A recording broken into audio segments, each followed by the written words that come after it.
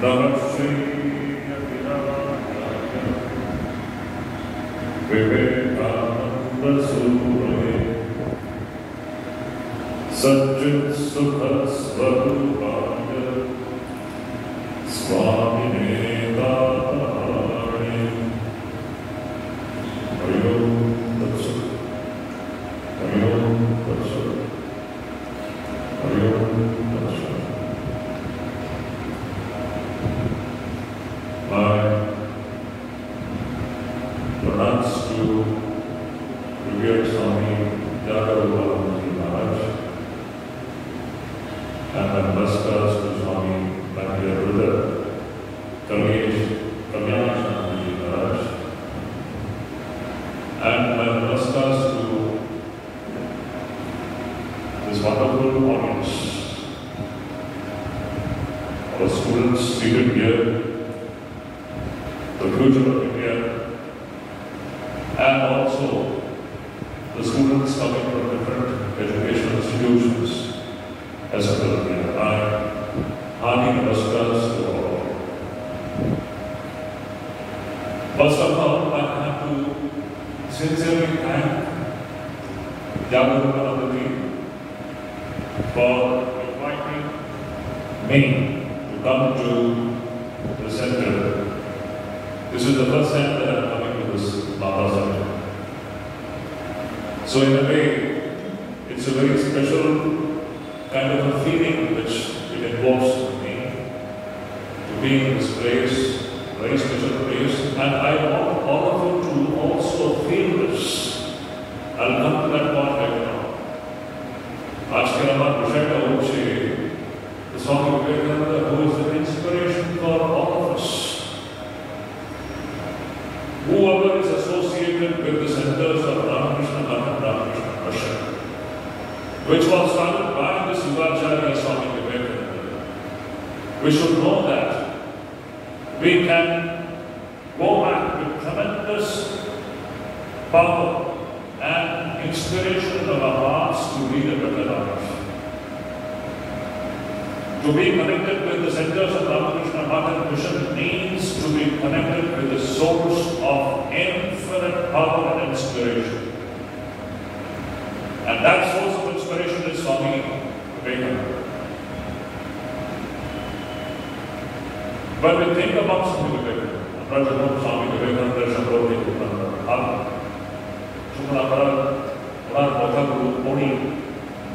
when we look at this very form, what happens is an unspeakable energy and power begins to flow within our arteries and veins. You can feel that. Anybody who has read Vivekananda's works properly, you will see that the first thing that the person begins to experience and feel is a sense of awakening, a sense of calm, a sense of enlightenment, light. So, Vivekananda has been the very source of power. Sri Aurobindo has described Vivekananda as the very soul of usance. Usance means power. The very soul of power. About Vivekananda, his very guru, Sri Ramakrishna, had once told. Sri Ramakrishna, Narayana Shampurki, Narayana Swami Vivekananda Bhavani. Say समय है श्री रामकृष्ण बोलते हैं, a time will come when this person will shake the very foundations of the world by the power of his intellect and spirit. About him, his guru had told that he will teach the world. And Swami Vivekananda himself, after the passing of Sri Ramakrishna, you see that when he was moving around all over the country as a wandering monk, at that time, once he writes a letter to Brahmada Das Bhakti. And in that letter he writes a very important thing. See, I'm talking about that unspeakable, limitless, unquantifiable power which was Swami Vivekananda. So what does he write? Swami says, I am now going away. And I shall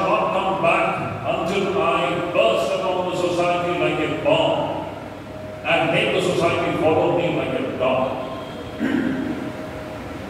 Swami Vivekananda at that time, he says that I won't come back until I make the society follow me like a dog. I shall burst upon the entire world like a bomb. Vivekananda had started to realize that there was something very special to happen in and through him, about which his master had prophesied long back. Who would have believed Sri Ramakrishna's words if I just go back to the 1880s? When Narayan was sitting at the feet of Sri Ramakrishna, who would have believed those words of Sri Ramakrishna? He was just a student at that time. And about this Narayan, Sri Ramakrishna is saying that this boy is going to shake the very foundations of the world by the strength of his spirit and intellect. And this is what I presented, what was going to happen in the future. When Swami Vivekananda was going towards America, West, about this Sri Aurobindo writes that when he was going towards the West, it appeared as if this man is carrying the entire world within his two palms and he is going to change the entire world. So this was the kind of perception that we get when we look upon Swami Vivekananda's life. And this is very true. Why did he go to the West? What was his main mission? His main mission was to give absolutely a new turn to the entire human race. And this he did. In one of his writings in 1895, Swami Vivekananda says that in America,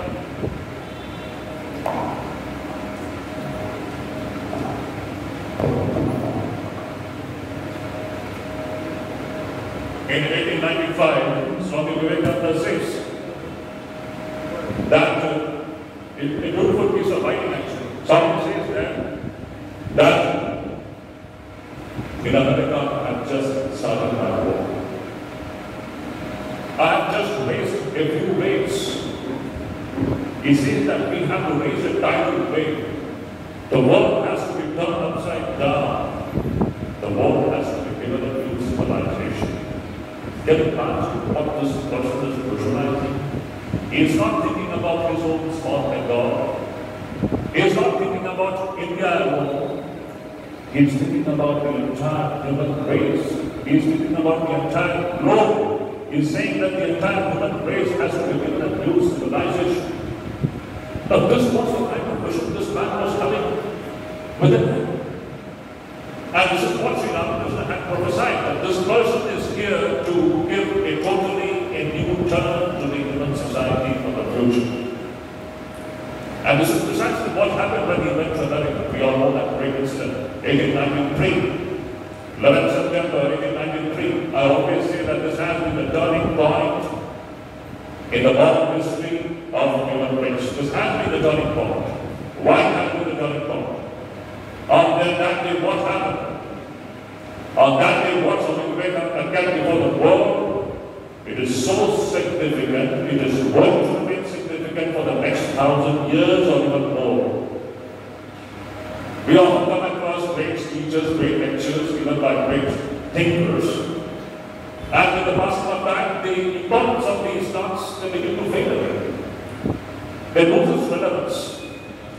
But here is a very unique speech given by this great master, whose relevance and whose impact and influence has been widening day after day, with every passing day, with every passing year. The importance of Swami's Chicago speech is becoming more and more powerfully relevant.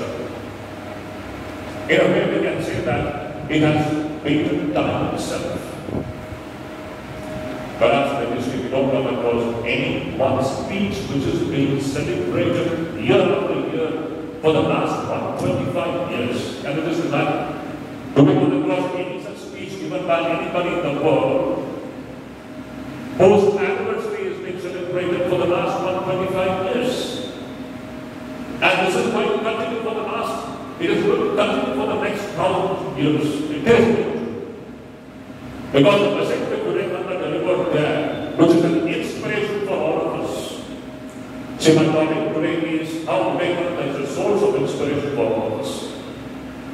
What did Vivekananda say on that day? What did Vivekananda give for the world to the platform of Chicago? That is my point. On that day, now we should understand the background in which Swami Vivekananda was speaking. India was ruled by the English. For the last 1,000 years, it had been invaded by invaders repeatedly. The whole society was in shambles. The Indian society was languishing in utter poverty. The richest country in history, once upon a time, which was known as Sonikichinya, that Sonikichinya had become one of the most poorest countries in the 19th century. In that situation, in that status situation, that people had lost confidence in Indianness, but people had given up that dharma. This great Hindu Sanatana dharma, Hindus themselves had turned away from this great dharma and they were looking towards the West, which was shining in the light of materialistic advancement and great progress which they had made. And that dark state in which India was, that pathetic condition in which Indian society was, in which it was absolutely helpless, in that condition, this one sannyasi, just imagine, what must be the power of this man? This one sannyasi goes single-handed, without any invitation, without any representation, without any political backing, without any support of any big monarch. This person goes to America, stands on that platform, and for the first time in the history of India itself, he talks about Bharat. He talks about the great Vedic civilization which is known as Hindu Dharma. I want all of you, my dear children, to read Swami Vivekananda's Chicago pictures and mainly his 11th September speech very carefully. Perhaps amongst all the great lectures in the world which we find, this must be the shortest lecture ever, which is 450 words, spoken in just 3.5 minutes. And it is prominently relevant for the last 125 years, and it is going to be relevant for 1,000 years in future. What did Vivekananda say? Just see, I don't have much time actually. This subject is so it involves extreme passion. It will invoke extreme passion in any speaker. If you have love for India, and if you have love for the dharma which has made India what India is, and this dharma has got a great role to play in the global context. And that's my point. So what does Swami Vivekananda say? Just see the first 3 lines itself. What power and what sense of pride it invokes in the listeners' minds. What was the first sentence? Just imagine I'm talking about that dark age of India, the dark age of Hindu Dharma. At that time, Swami Vivekananda, this sannyasi, this penniless sannyasi is standing on the platform of Chicago Parliament of Religions. And what is he saying? He is saying that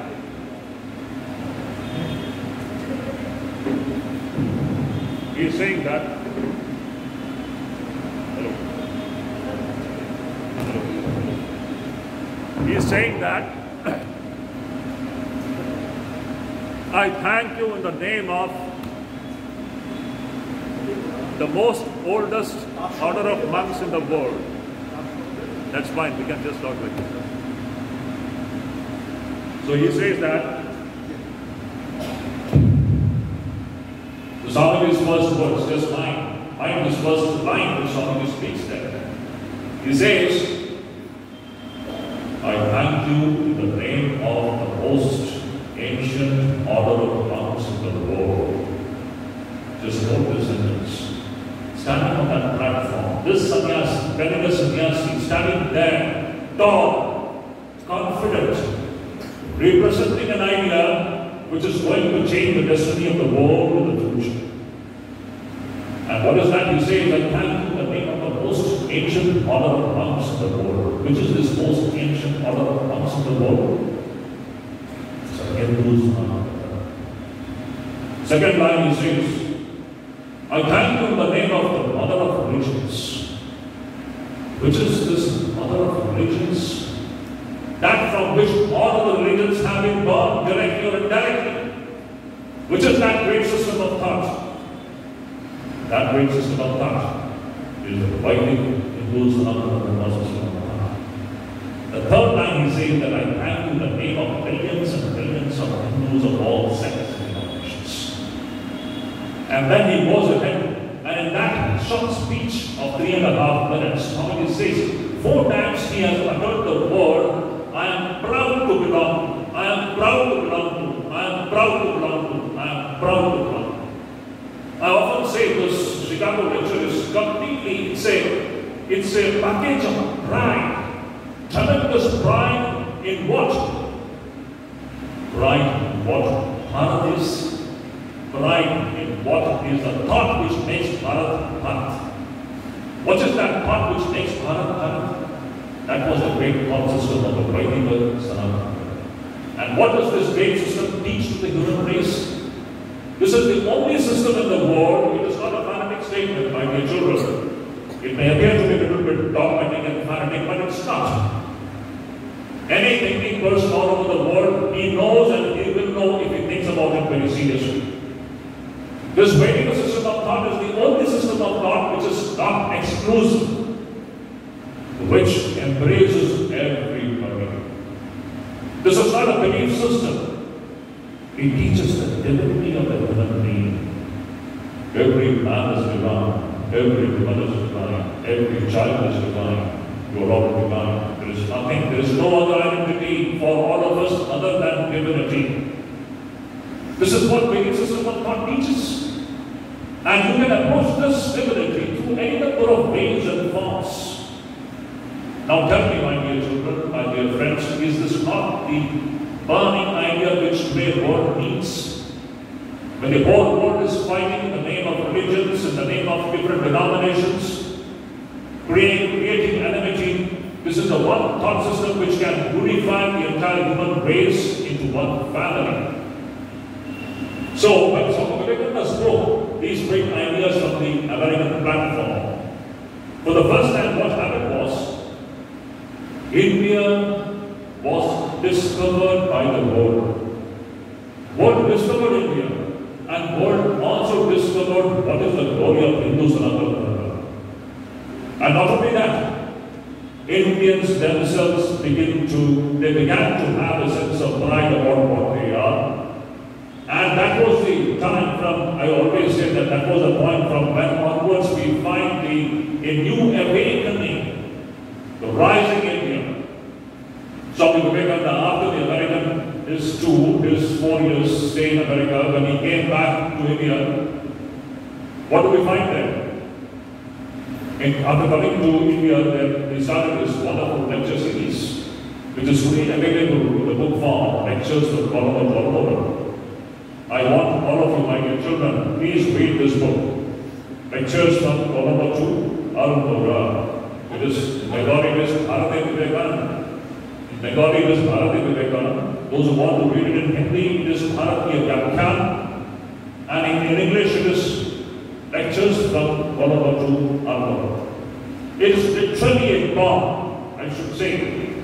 It is so explosive, ideas are involved in that. Every Indian should read it to understand what India is, to understand what is the glory of India, to understand what is the glory of this Hindu Sanatana Dharma.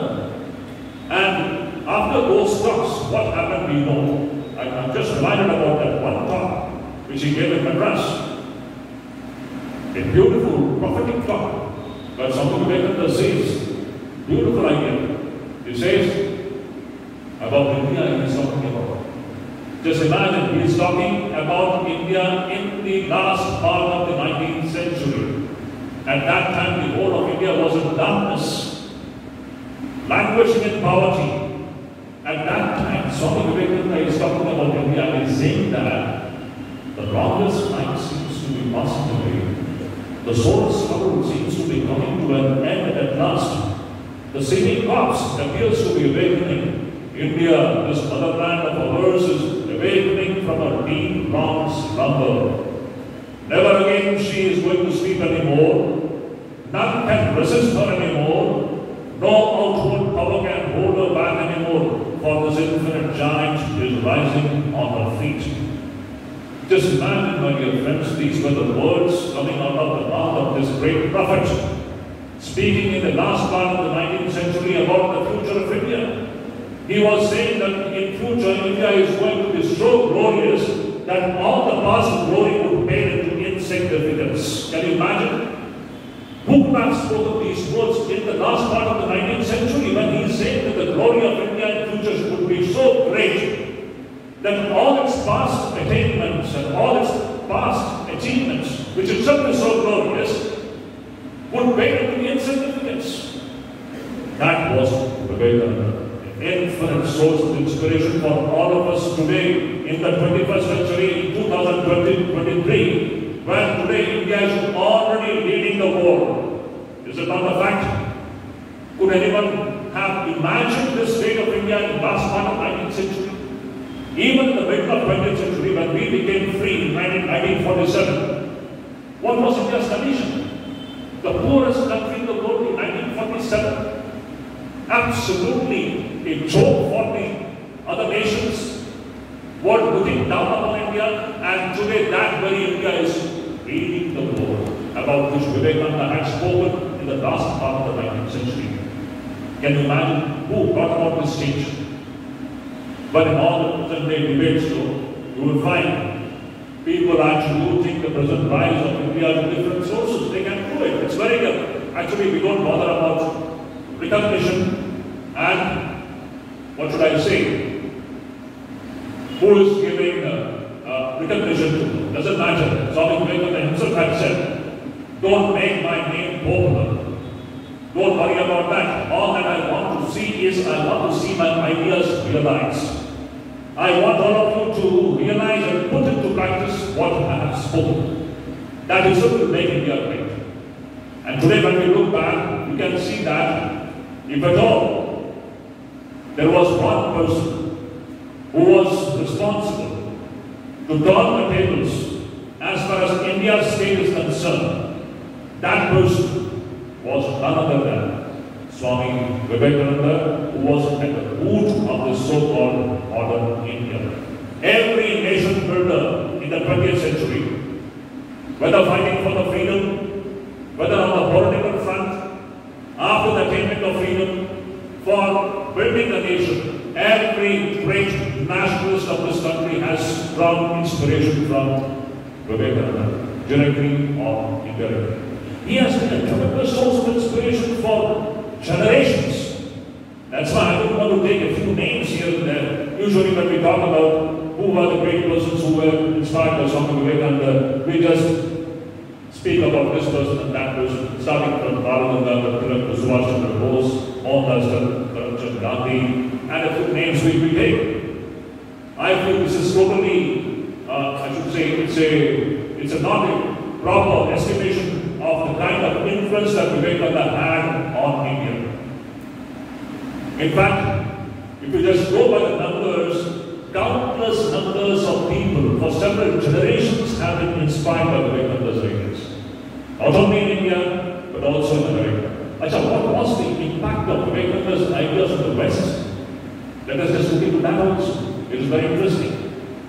125 years back, my dear friends, just imagine, when the world was looking down upon Hindu Dharma, when the world was looking down upon India at that time, now, what is the condition?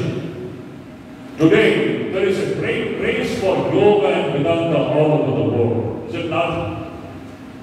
Americans are simply crazy about meditation, yoga, Vedanta, and whatnot. A great change has come upon the mental landscape of America.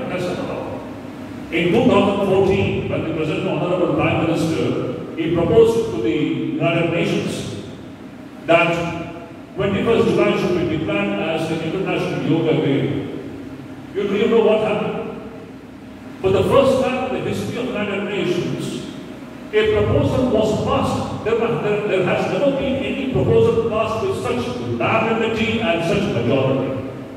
177 countries supported this proposal, and thus this great 21st July was declared to be an International Yoga Day. What has happened in the whole world? From where has these changes actually emerged? What is that starting point? In 2009, there was a beautiful report coming from Newsweek in America. In America, there is a very famous magazine, Newsweek. The editor of this Newsweek magazine, she is writing about the American population. She is saying that the title is very beautiful. Of course, this has been spoken at many platforms, but it is worth repeating here. The editor of Newsweek writes that she's writing about Americans, and she's writing that we are all Hindus now. A very interesting statement about the Americans. She is writing that we are all Hindus now. What happened? Have they been converted? Hinduism never believes in forceful conversion. Never. It has never happened. It will never happen. But what has happened is, she writes is that though 75% of the American population, they are all Christians. If you go by the census report, they are all Christians. But she writes that as far as the thoughts of these people are concerned, as far as their belief systems are concerned, as far as their lifestyle is concerned, a large section of American society, they are behaving like Hindus. They have started to deny the Christian theory that we are all born sinners. They just don't want that idea that we are all born sinners. Vedas teach us that we are all immortals, pure, divine, no impurity can touch us. This is what Vedanta teaches us. So Vivekananda was the first great teacher of this great divinity and not sin. Today Americans, they have discarded this idea that we are all born sinners. I won't say they have discarded, but they are in the process of discarding it. Because no thinking person will be able to say that I'm a born sinner. It is such a great insult to human being himself. So Swamiji says that particular editor says that this is the kind of a change which has come about in the American landscape, where more and more people are now behaving and thinking in the Hindu idea, according to the Hindu ideas and thoughts. So my dear friends, these are the kind of tremendous change which was brought about by Swami Vivekananda. And that is why we find out. I just want to tell one more thing which is very important. I say that Vivekananda is the source of inspiration for all of us. I just don't want to take a few names here and there. He has been a source of inspiration for several generations from the time he came on the world stage.